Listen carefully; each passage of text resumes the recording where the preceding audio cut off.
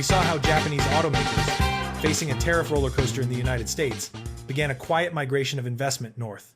They were not just chasing subsidies, they were chasing something far more valuable in the 21st century economy: predictability.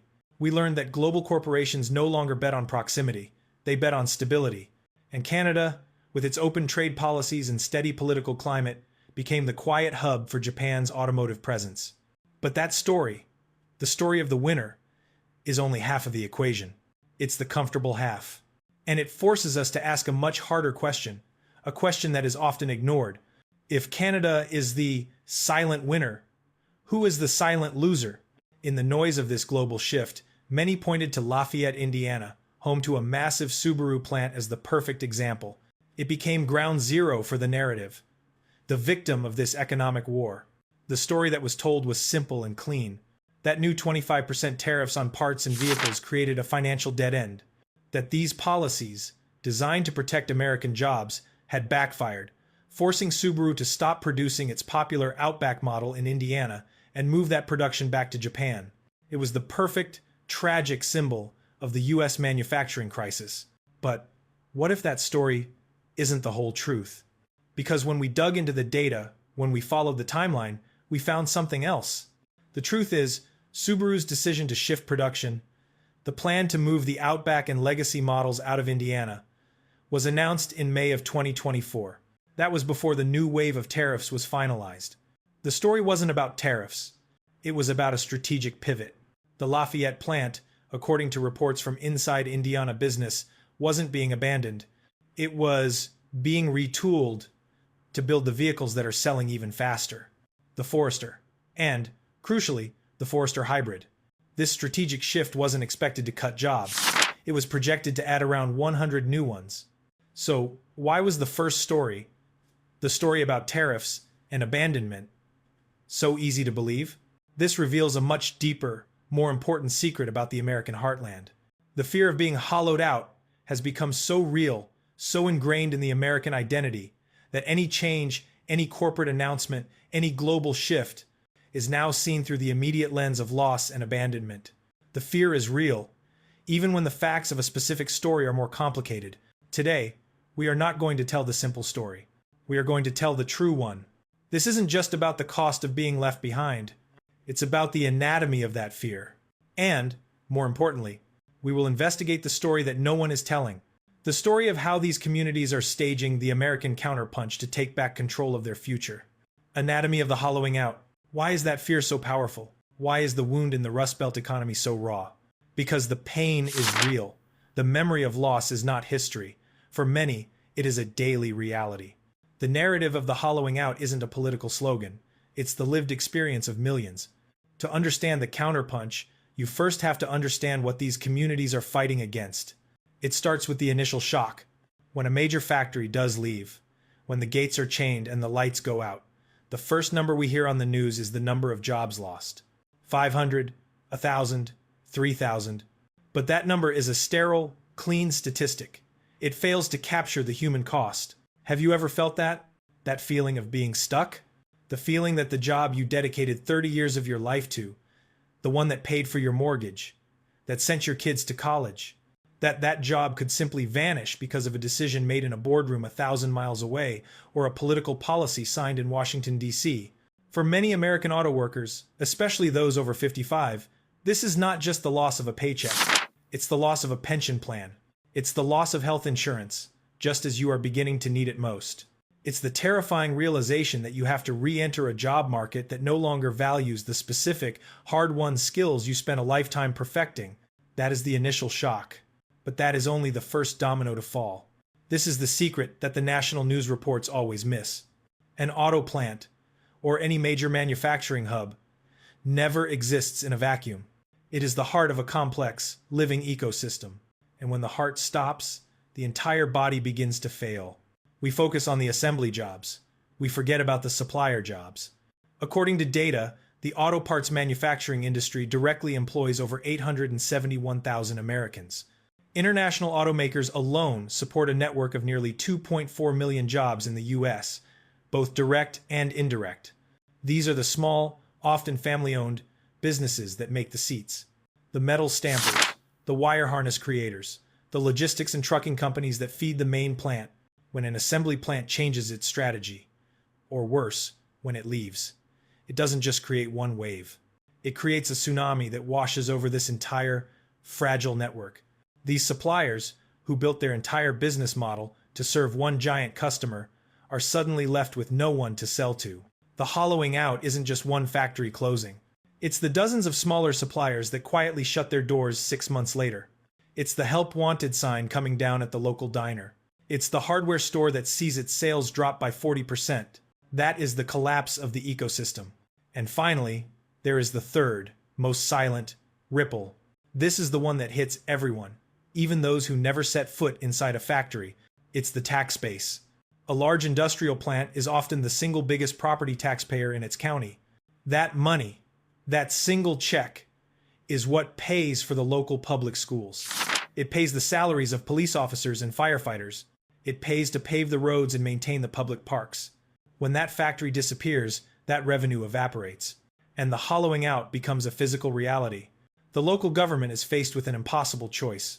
Do you double the property taxes on your citizens who are already struggling, or do you start cutting services? It's the sound of the high school football stadium lights not turning on. It's the close sign on the public library door.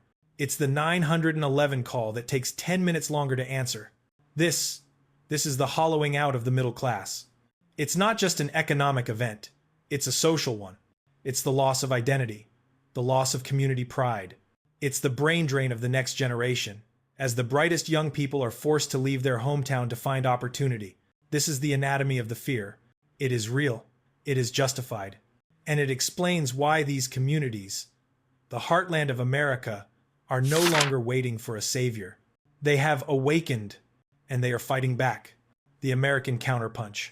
So, faced with this constant, grinding instability, faced with a tariff roller coaster from Washington and strategic pivots from Tokyo, what are these communities in the Rust Belt economy supposed to do? Do they just accept their fate? Do they become industrial ghosts? The answer is no. A counterpunch is quietly being staged.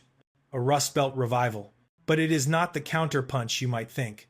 They are not just lining up with massive tax breaks, begging for another single, giant factory to come and save them. They have learned the brutal lesson of the last 40 years. They have awakened to a new reality. The lesson is this: dependency on a single industry or a single employer is no longer a strategy for security. It is a recipe for disaster. The new American counterpunch is not about rebuilding the past.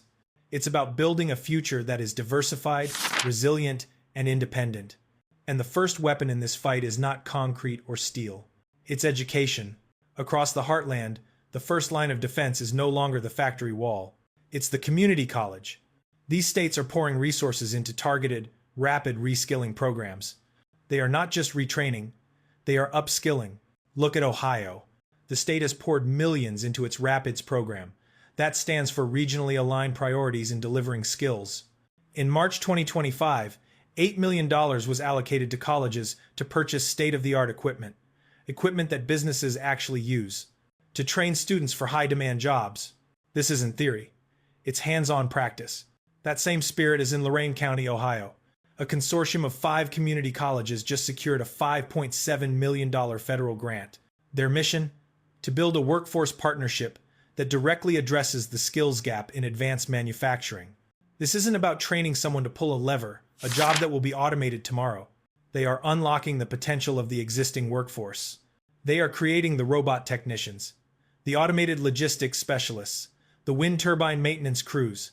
The Michigan Community College Association is now actively partnering with Ohio's association, sharing strategies, and building a unified regional plan to meet the next wave of labor demands. They are transforming decades of hands-on manufacturing experience into a high-tech advantage. This is the first part of the community recovery plan, investing in people. The second, and most critical, part of the counterpunch is strategy. The new rule is simple: diversify. The old way was elephant hunting. Local officials would spend years and millions in tax incentives trying to land one mega factory from an automotive giant. The new way is deer hunting. Instead of chasing one elephant, they are strategically pursuing 10 or 20 deer, small to medium-sized companies in high-growth, resilient fields. They are fundamentally changing their economic identity. Instead of just being the auto belt, they are leveraging their core strengths to attract entirely new industries. What is the Rust Belt's greatest strength? Location. They are the circulatory system of the nation. So, they are counterpunching by becoming a hub for logistics. They aren't just building warehouses. They are building the automated, high-tech micro-fulfillment centers that the 2025 economy demands. They are attracting companies that are mastering supply chain automation and efficient distribution. The second target? MedTech. The State of the MedTech Industry report for 2025 highlights a massive boom, not just in devices, but in AI-driven diagnostics and supply chain resilience. These are high-value products that require precision manufacturing, the very skill that the Rust Belt workforce has in its DNA. These states are fighting to attract the companies that make surgical robots, diagnostic tools, and high-tech medical components. It's a clean industry, it's high-paying, and it is not dependent on the price of steel or the whims of a single automaker.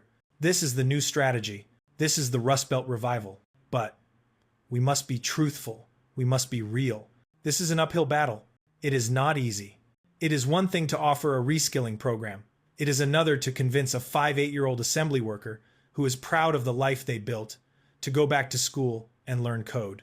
And attracting a high-tech medtech firm to a town once known for coal or steel is a fierce global competition. The biggest question remains, the one truth that is hard to face. Will these new jobs, in logistics, in medtech, in green energy, will they truly replace what was lost?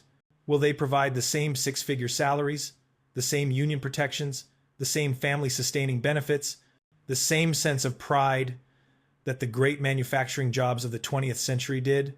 Or is this a great reset into a new normal? A future of good jobs rather than great ones? That is the battle that is being fought right now in the heart of America. The real battle ahead. The real story of Lafayette, Indiana, is so much more complex and so much more important than a simple headline about tariffs. It's a story that reveals a deep-seated, justifiable fear of economic hollowing out. A fear so powerful it can shape a nation's narrative, even when the facts on the ground are changing. While Washington plays a high-stakes game of tariffs, and while Canada quietly emerges as the silent winner of that instability, the real American counterpunch is happening at the local level. It's not being waged by politicians on TV. It's being fought in the classrooms of community colleges in Ohio. It's being planned by local economic developers in Michigan, diversifying away from the past. It is a quiet, determined struggle, waged by communities who have decided they will no longer be dependent. They are fighting to unlock a new future, one they build for themselves. We've looked at the data, we've analyzed the strategy, but now I want to hear your story. You, the audience, are the ones who truly understand this. Are you living in one of these industrial communities? If a major factory in your town left or changed, what was the real impact that the news reports and the statistics missed? Do you see this hollowing out we've discussed? And what is your community doing to counterpunch? Share your experience, your truth, in the comments below. Because while these Rust Belt communities are fighting to recover from the last war, the entire game, the entire global economy is changing again. The new war is not for the car plants of today. It's for what goes inside the cars of tomorrow. It is a war for the supply chain, for batteries, for the critical minerals like lithium, nickel, and cobalt. And in our next video, we will investigate this future war for the EV supply chain and why Canada, once again, is quietly positioned to win it all. Make sure you are subscribed and have notifications turned on. Thank you for watching,